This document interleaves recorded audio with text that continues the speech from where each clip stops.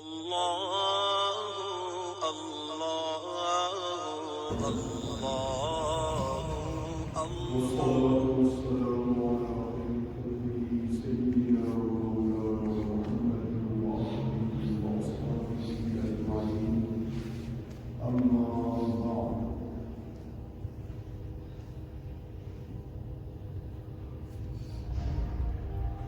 قرآن پاک میں ارشاد ہے کہ اے ایمان والو تم ان لوگوں کی طرح نہ بننا جنہوں نے حضرت موسیٰ علیہ السلام کو اذیت دی۔ بنی اسرائیل میں جو حضرت یعقوب علیہ السلام کی اولاد ہے ان میں انبیاء کرام بہت آئے، کوئی حتمی عدد نہیں ہے، لیکن 3,500 انبیاء آئے ایک ہی قبیلے میں۔ تو ان لوگوں میں ایسی کیفیت ہو گئی کہ انبیاء کرام کا ادب نہیں تھا، تکلیفیں دیتے تھے مختلف طرح، اور حضرت موسیٰ علیہ السلام ایسے حالات میں پیدا ہوئے کہ وہ بے چینی کے ہی تھے۔ اگرچہ ان کی پرورش بطور شہزادے کی ہوئی، کیونکہ آسیہ رضی اللہ عنہا جو ان کی والدہ تھیں، فرعون کی بیوی تھیں، انہوں نے بیٹا بنا لیا تھا۔ اللہ تعالیٰ نے ان کے واقعات 2-3 جگہ نقل فرمایا، اور 20ویں پارے میں سورۃ القصص میں بہت تفصیل ہے۔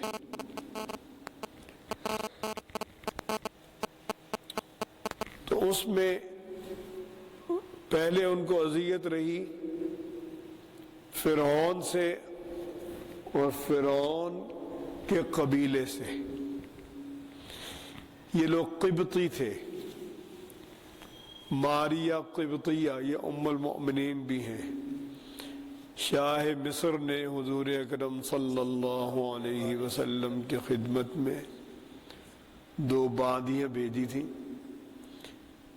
ایک باندی حضور اکرم صلی اللہ علیہ وسلم نے حضرت حسان بن ثابت کو دی، عطیہ یا ہدیہ، اور ایک کو اپنے نکاح میں لے لیا۔ یہ مصری تھیں اور قبطی تھی، یعنی فرعون کے قبیلے کی تھی۔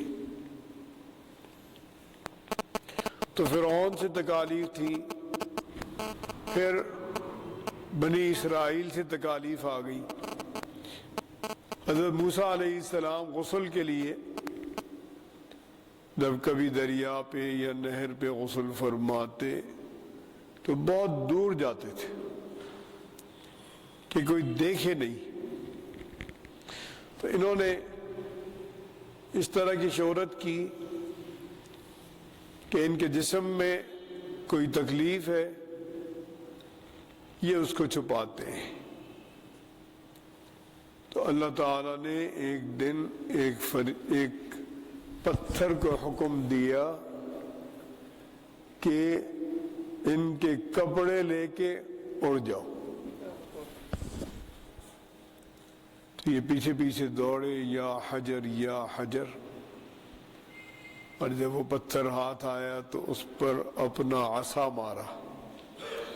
حضور اکرم صلی اللہ علیہ وسلم فرماتے ہیں کہ میں اس وقت بھی اس عصا کے پتھر پہ نشانات دیکھ رہا ہوں۔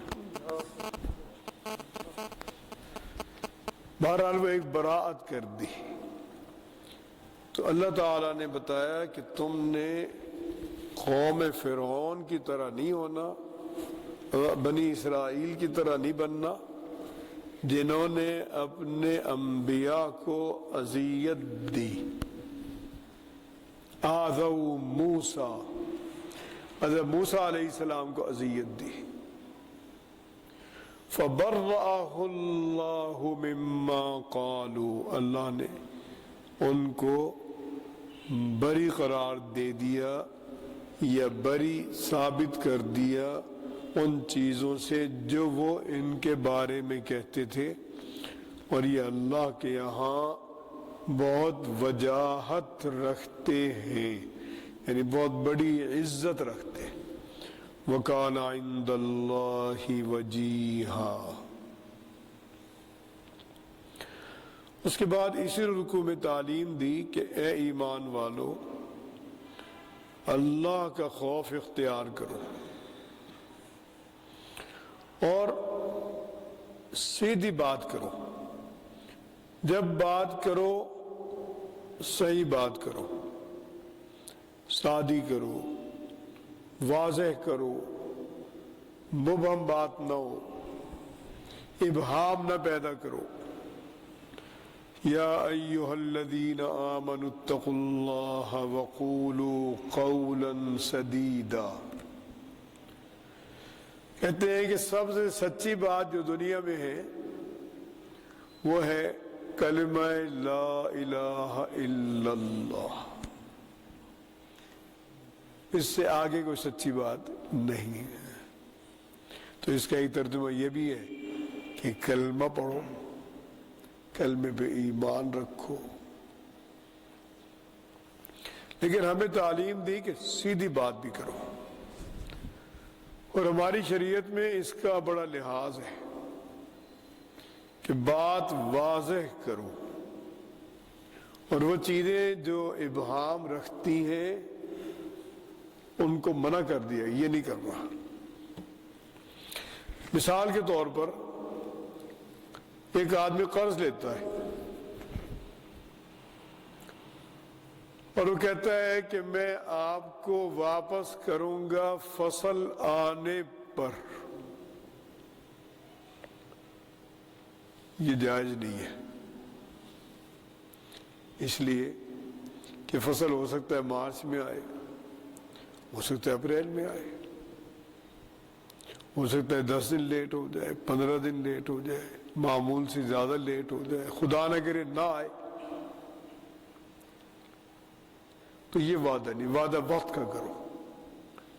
مارچ میں، اپریل میں، رجب میں، شعبان میں، جب بھی کوئی تاریخ مقرر کرو، احتیاط سے مقرر کرو، ابہام والی بات نہیں. تو جو آدمی صحیح بات کرے گا اللہ تعالیٰ فرماتے ہیں کہ میں اس کے اعمال میں درستگی پیدا کر دوں گا اور اس کے گناہوں کو بخش دوں گا. اور ایک بات بتائی کہ جو آدمی اللہ تعالیٰ کا کہنا مانتا ہے اور اللہ کے رسول صلی اللہ علیہ وسلم کا کہنا مانتا ہے تو اس بندے نے مراد پا لی، کامیاب ہو گیا. کیونکہ اصل کامیاب کون ہے؟ قرآن پاک کہتا ہے اصل کامیاب وہ ہے من زحزح عن النار، جو جہنم سے دور کر دیا گیا، وَأُدْخِلَ الْجَنَّةِ، جنت میں بھیج دیا گیا، فقد فاز، اس نے مراد پا لی، وہ کامیاب ہے. تو جس آدمی نے اللہ کا کہنا مانا اور حضور اکرم صلی اللہ علیہ وسلم کا کہنا مانا تو وہ آدمی کامیاب ہو گیا. اور کہنا ماننا کیا ہے؟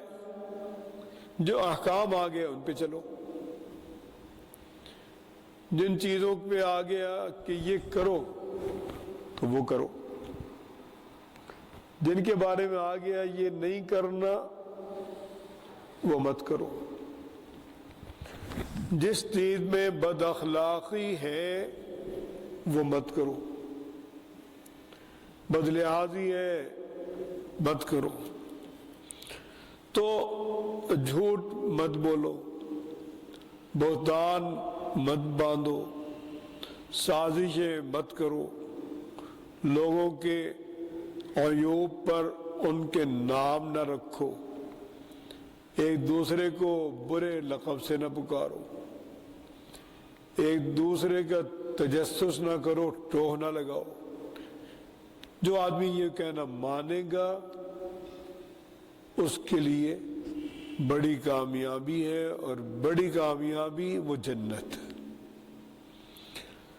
اور کہنا ماننا نہ ماننا یہ کوئی فلسفہ نہیں ہے۔ اگر آپ کی اولاد آپ کا کہنا نہیں مانتی، آپ کا ذہن اس سے بھی دور ہو جاتا ہے رفتہ رفتہ، حالانکہ وہ اولاد ہے۔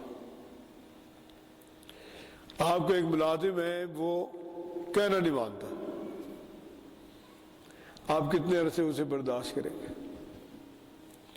آج کل نیٹ پر ایک مضمون آ رہا ہے کہ جو آدمی سو رہا ہے، سوتا آدمی اللہ کے احکام کا مکلف نہیں ہے، پابند نہیں ہے، تو اگر فجر میں سو رہا ہے تو کوئی گناہ نہیں کہ وہ فجر نہیں پڑھ رہا۔ لیکن یہ دنیا کے لحاظ سے بھی غلط ہے۔ دنیا کے لحاظ سے اگر کسی کی ملازمت ہے فوجی، اور وہاں ڈیوٹی ہے 4 بجے کی، اور وہ کہہ رہی میں تو سو گیا تھا، ہو سکتا ہے سال میں، 2 سال میں، 3 سال میں ایک دن اگر ایسا ہو گیا تو بات مان لی جائے گی، اور روز ہی کہہ دی کہ میں سو گیا تھا، میری مجبوری ہے، اس کو کون رکھے گا وہاں پہ؟ تو فجر میں، ظہر میں کسی وقت بھی آدمی اگر اتفاقاً سو گیا تو حدیث پاک میں اللہ تعالیٰ نے معافی رکھی۔ وہ نیٹ والے ہمیں کوئی خاص بات نہیں بتا رہے۔ حضور اکرم صلی اللہ علیہ وسلم نے فرمایا کہ 3 آدمیوں کے اعمال لکھے نہیں جاتے، کوئی سو رہا ہے تو اس کا عمل، بچہ ہے اس کا عمل، کسی کو جنون ہے، پاگل پن ہے، اس کا عمل۔ لیکن اگر کوئی روز کا معمول بنا لے کہ فجر قضا کرے، وہ اس میں شامل نہیں ہے، کیونکہ وہ تو دنیا کے لحاظ سے بھی شامل نہیں ہو سکتا، عام ملازمت میں نہیں آ سکتا۔ تو کہا جائے گا تو نے اگر اسی ٹائم سونا ہے تو اپنا کام کر۔ تو یہ باتیں وہ طبقہ کر رہا ہے جو ان چیزوں کو جانتا ہے۔ یہاں جن کی ملازمت سول ایوییشن اتھارٹی میں ہے، ان کا حکم ہے کہ آپ نے 15 منٹ پہلے پہنچنا ہے، یعنی 4 بجے ڈیوٹی ہے، آپ نے 3:45 بجے ایئرپورٹ نہیں بلکہ اپنے دفتر میں ہونا ہے، لیٹ نہیں ہو سکتے۔ 3:45 بجے تک، اور یہ ان کا معمول ہے کہ اسی کے مطابق چلنا ہے۔ اگر کوئی بڑا افسر ہے، وہ اگر لیٹ بھی ہوتا ہے وہ فون کرتا ہے، وہ دوسرا افسر موجود رہتا ہے، کیونکہ معاملہ وہاں کا اہم ہے۔ تو کہنا ماننے کی بات ہے۔ اب جب کہنا نہیں ماننا، اور ہم کہتے ہیں ہمیں اللہ سے بڑی محبت ہے، اللہ نے محبت کا معیار کیا بتایا؟ اللہ نے محبت کا معیار بتایا، قل ان کنتم تحبون اللہ فاتبعونی۔ آپ بتا دیجئے کہ اگر تم اللہ سے محبت رکھتے ہو میرے پیچھے چلو، میرا کہنا مانو، جب میں کہوں کہ یہ کام کرو وہ کرو، جب میں کہوں کہ یہ نہیں کرنے وہ چھوڑ دو۔ تو جو آدمی کہنا مانے گا وہ کامیاب ہوگا۔ اسی رکوع میں ایک بات بتائی کہ اللہ نے اپنے احکام کی ذمہ داری پیش کی اپنی سب مخلوق کو، کیونکہ ہر مخلوق میں شعور ہے، ہر مخلوق میں شعور ہے۔ سب مخلوقات کو کہا کہ میرے احکام کی ذمہ داری کون لیتا ہے جو میرے کہنے پر چلے اور اس کا جواب دے بھی ہو۔ آسمانوں نے، زمین نے، پہاڑوں نے، سب نے کہا کہ ہمارے بس میں نہیں، یہ ذمہ داری ہے۔ حضرت آدم علیہ السلام نے فرمایا کہ میں ذمہ داری قبول کرتا ہوں، اللہ کے جو احکام ہیں ان کی ذمہ داری میں نے قبول کی۔ سب کو جمع کیا گیا عالم ارواح میں، مثل الذر، چونٹیوں کی طرح روحیں جمع ہو گئی۔ اللہ نے ان سے خطاب کیا اور پوچھا کہ الست بربکم، کیا میں تمہارا رب نہیں ہوں؟ سب نے کہا کہ ہے رب، بلا۔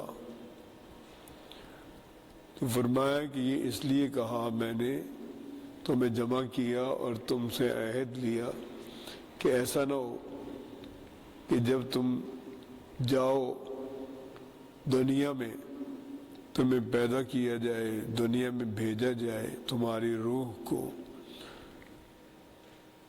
پھر تم کہو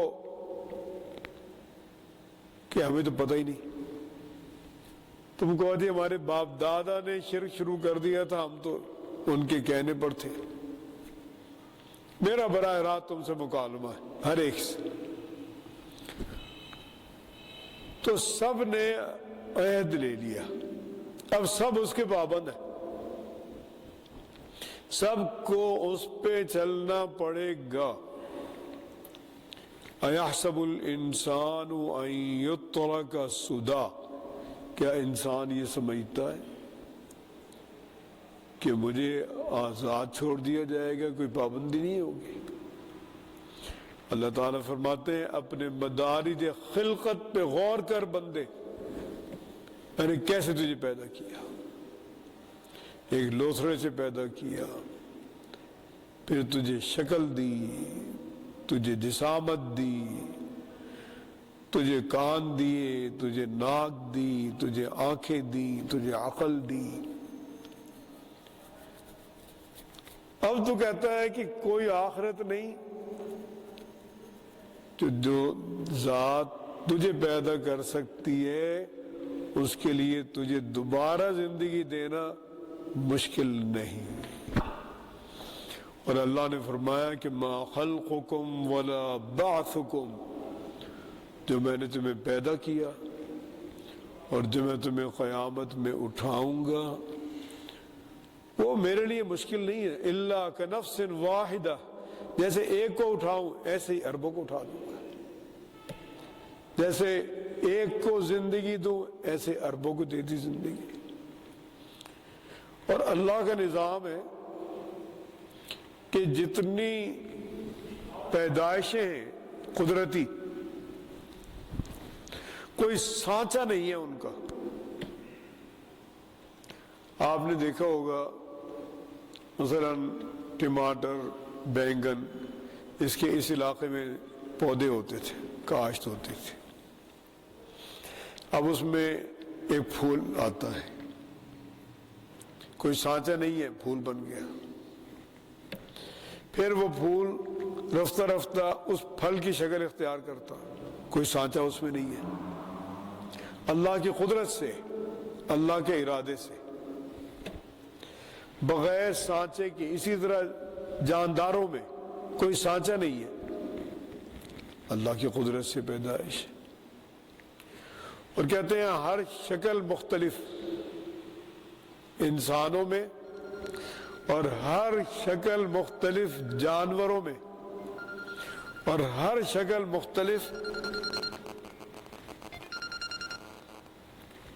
شکل مختلف ہے درخت کے پتوں میں۔ اگر کسی درخت میں 1,00,000 پتے ہیں، وہ 1,00,000 کے 1,00,000 ایک دوسرے سے مختلف۔ انسان ہے وہ مختلف، اس کی آواز مختلف، اس کا بولنے کا انداز مختلف، اس کی زبان مختلف۔ تو اللہ تعالیٰ نے یہ چیزیں بیان فرمائیں اور یہ بتایا کہ میں نے ذمہ داری پیش کی تھی آسمانوں کو، زمین کو، پہاڑوں کو، سب نے کہا فَأَبَيْنَ أَن يَحْمِلْنَهَا، انکار کر دیا کہ یہ ہم کر نہیں سکتے۔ وَأَشْفَقْنَ مِنْهَا، ان سے وہ اس ذمہ داری سے ڈرے۔ وَحَمَلَهَا الْإِنسَانُ، انسان نے اس ذمہ داری کو ذمہ لے لیا۔ إِنَّهُ كَانَ ظَلُومًا جہولا، یہ بہت ہی ظالم ہے انسان اور بہت ہی نادان ہے۔ ظالم کسے کہتے ہیں؟ اور اس سے پہلے غور کیجئے کہ نابینا کسے کہتے ہیں؟ جو دیکھ سکنے کی صلاحیت رکھتا ہے اور دیکھنے کی قوت نہیں ہے۔ مثلا جاندار ہے، انسان ہے، نابینا ہو گیا، یہ نابینا ہے مادر ذات، ہم اسے نابینا کہتے ہیں۔ دیوار کو نہیں کہتے، ڈیسک کو نہیں کہتے، لکڑی کو نہیں کہتے، درخت کو نہیں کہتے۔ تو جو ظالم کہا یعنی اس میں عدل کی پوری صلاحیت ہے، اختیار کرے تو عادل ہے۔ علم کی پوری صلاحیت ہے، اختیار کرے تو یہ عالم ہے، نہیں اختیار کرے گا عدل ظالم ہے، نہیں اختیار کرے گا علم جاہل ہے۔ تو ظلوماً جہولا، یہ ظلوم وہی ہے جو عدل کی صلاحیت رکھتا ہے، اور جاہل ان پڑھ وہی ہے جو پڑھنے کی صلاحیت رکھتا ہے۔ تو اس میں عدل کی بھی پوری صلاحیت ہے، اس میں علم کی بھی پوری صلاحیت ہے۔ اور اللہ تعالیٰ فرماتے ہیں میں نے یہ ذمہ داری اس لیے دی کہ اللہ تعالیٰ اس وجہ سے عذاب دیں گے منافقین، منافق مردوں کو، منافق عورتوں کو۔ منافق وہ تھے جو کہتے تھے کہ ہم ایمان لے آئے اور دل میں ان کے ایمان نہیں ہوتا تھا، کوئی سازش کرنی ہوتی تھی۔ اور مشرکین کو اور مشرکات کو جو اللہ کی ذات میں، اس کی صفات میں شرک کرتے، ان کو عذاب دے۔ اور یہ امانت اس لیے دی کہ اللہ تعالی ایمان والے مردوں پر اور ایمان والی عورتوں پر نظر رحمت فرمائیں، ان کی طرف متوجہ ہوں، ان کی توبہ قبول فرما لیں۔ اور اللہ تعالی بہت مغفرت فرمانے والے اور بہت مہربان ہیں۔ ایک بات اس سے الگ کہنی تھی. آج کل کئی دفعہ مجھے بھی فون آئے کئی جگہ سے، اور پھر بعد میں آیا کہ موبائل میں مختلف لوگوں کو یہ پیغامات آئے کہ حضور اکرم صلی اللہ علیہ وسلم نے امت کو یہ پیغام بھیجا ہے کہ اپنے قرآن پاک کھولیں. قرآن پاک میں میرا منہ مبارک بال نکلے گا، اس کو پانی میں بھگو اور وہ پانی پیو تو وبا سے محفوظ رہو گے. یہ شریعت کی تعلیم نہیں ہے، اور ہماری شریعت خوابوں پر نہیں ہے. کوئی بھی بال نکلے قرآن پاک میں سے، یہ عام انسانوں کے بال ہیں، ہمارے ہی ہیں. ہم پڑھ رہے ہیں کسی وہ داڑھی میں سے بال نکلا، قرآن پاک میں رہ گیا، بند ہو گیا. خواتین کے بال نکلتے ہیں، وہ رہ گئے. سر کے بال ہیں، وہ رہ گئے. پڑھ رہا ہے کوئی، کسی اور کا بال آ گیا ہوا میں، وہ رہ گیا. یہ موئے مقدس نہیں ہے. موئے مقدس کی تاثیر یقیناً ہے، لیکن اس کی تاثیر یہ نہیں ہے. اور شیطان انسان کو ورغلاتا ہے. ایک مثال سے سمجھاتا ہوں. حضرت مولانا حسن مدنی صاحب تشریف لائے ہوئے تھے. ایک شخص نے ان سے کہا کہ حضرت مجھے دلائل الخیرات کی اجازت دے دیجیے. انہوں نے فرمایا میری طرف سے اجازت ہے، آپ پڑھ لیا کریں. ایک اور نے کہا جی مجھے بھی اجازت دے دیں. انہوں نے فرمایا آپ بھی پڑھ لیا کریں. ایک عالم دین بیٹھے تھے وہاں جو مولانا کے مرید بھی تھے. ان کا حضرت میں بھی پڑھ لیا کروں.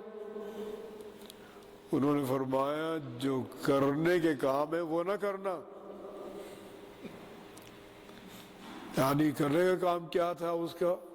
اس سے حکم تھا 2 گھنٹے بیٹھو ذکر کرو، مراقبہ کرو. اب وہ مشکل ہوتا ہے، پڑھنا آسان ہے. تو ان کا جو کرنے کا کام ہے وہ نہ کرو. اب جب یہ ایک آفت آئی ہے تو کرنے کا کام ہے کہ اللہ کی طرف جھکو. فَلَوْلَا إِذْ جَاءَهُمْ بَأْسُنَا تَضَرَّعُوا. کیوں نہ ایسا ہوا کہ جب ہماری سختی ان لوگوں پر آئی تو کیوں نہ ایسا ہوا کہ انہوں نے اللہ کے آگے یہ لوگ کیوں نہ گڑ گڑائے.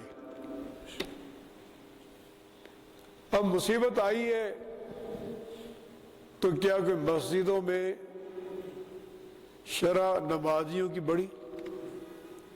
کچھ نہیں بڑھا. کوئی بے پردگی میں فرق آیا؟ کوئی وہ جو ٹک ٹک کر رہے ہیں ہر لمحے موبائل، شیطانی ایک حربہ، کوئی فرق ہے؟ تو کرنے کا کام تو یہ ہے. قرآن پاک تلاوت کر رہے ہیں، کوئی فرق نکلے، کوئی بال نکلے اسے چوم رہے ہیں. بھائی نماز پڑھو، نماز پڑھو، سورہ فاتحہ پڑھو، استغفار کرو، توبہ کرو، اپنے معاملات صحیح کرو، اللہ کے دین کا مطالعہ کرو، دین پڑھو. یہ برکت کی چیزیں ہیں. اور یہ چیزیں یہ مزید دور سے دور ایک نیا فلسفہ شروع ہو گیا. حضور اکرم کے بال قرآن پاک میں آ گیا. یہ تو اتنا آسان کام ہو گیا. منہ مقدس تو دنیا میں موجود ہے، اور موجود ہونا ان کا فطری ہے. کیونکہ حضور اکرم صلی اللہ علیہ وسلم جب بال اترواتے تھے تو صحابہ اکرام لے لیتے تھے، محفوظ کر لیتے تھے. غالباً حضرت ام سلمہ رضی اللہ عنہا کے پاس بھی منہ مقدس تھا، داڑھی مبارک کا. تو کوئی بیمار ہوتا تو وہ اس کو بھگو کے اور وہ پانی دے دیتے تھے تو اللہ تعالیٰ اس میں شفا دے دیتے تھے. تو منہ مقدس کی حرمت کا انکار نہیں، والعیاذ باللہ، وہ تو محترم ہے. وہ تو آنکھوں سے لگانے کی چیز ہے، وہ تو دنیا کی نایاب چیز ہے، جس کے بعد بھی ہے وہ خوش نصیب ہے۔ لیکن یہ جو ہم کر رہے ہیں کہ قرآن پاک میں وہ تلاش کر رہے ہیں۔ آج ایک بزرگ تشریف لائے ہوئے تھے، تو وہ تو جذباتی تھے، میں نے ان کو بتایا کہ یہ موہ مقدس نہیں ہے، ان کا آپ کیسی بات کر رہے ہیں؟ 3 قرآن پاک کھولے، تینوں میں نکلے، تو وہ اس پہ جذباتی ہو گئے تھے۔ تو یہ جتنے بھی بال نکل رہے ہیں یہ سب عام ہماری ہی انسانوں کے ہیں، یہ موہ مقدس نہیں ہے، نہ اس کا درجہ موہ مقدس کا ہے۔ باقی اس موقع پر سورہ فاتحہ پڑھنی چاہیے، اور ایک دعا ہے، بسم اللہ الذی لا یضر مع اسمہ شیء فی الارض ولا فی السماء وہو السمیع العلیم۔ یہ 7 دفعہ صبح، 7 دفعہ شام، اور سورہ توبہ کی آخری 2 آیتیں 7 دفعہ صبح، 7 دفعہ شام، کیونکہ ان کی تاثیر یہ ہے کہ جو صبح پڑھے گا شام تک اللہ کی امان میں رہے گا، جو شام کو پڑھے گا صبح تک اللہ کی امان میں رہے گا۔ تو جو کرنے کا کام ہے وہ نماز پڑھیں، عبادت کریں، عبادت بڑھائیں اور دعائیں مانگیں۔ اللہ تعالی ہم سب کو اچھی توفیق نصیب فرمائے۔